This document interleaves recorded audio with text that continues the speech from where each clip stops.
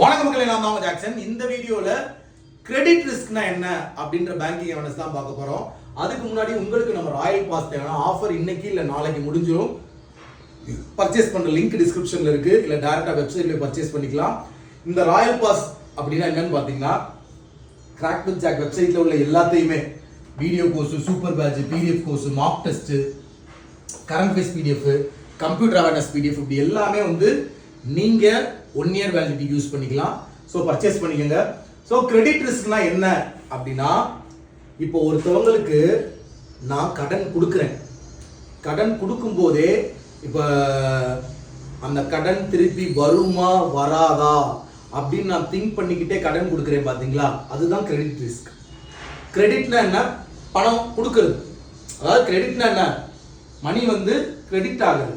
So the borrower fails to repay the debts. சரிங்களா? This is caused due to lender may not receive the owed principal and interest. சரிங்களா? ஒண்ணுமே இல்ல. Credit ரிஸ்க்னா, நான் ஒரு கடன் கொடுக்கிறேன் ஒருத்தவங்களுக்கு, அந்த கொடுக்கக்கூடிய கடன் வருமா வராதான்னு திங்க் பண்ணிக்கிட்டே நான் கொடுக்கக்கூடிய கடன், அதுதான் கிரெடிட் ரிஸ்க் அப்படின்னு சொல்லுவாங்க. ஸோ ரிஸ்க்னாலே என்னன்னா மே ஆர் மே நாட் அப்படின்ற சொல்றது தான். அப்ப credit ரிஸ்க்னா the borrower fails to repay. the borrower வந்து கொடுக்காம போயிட்டாங்க, நான் கொடுக்கிற பணம் வருமா வராதான்ற ஒரு தயக்கத்திலே கொடுக்கிறது.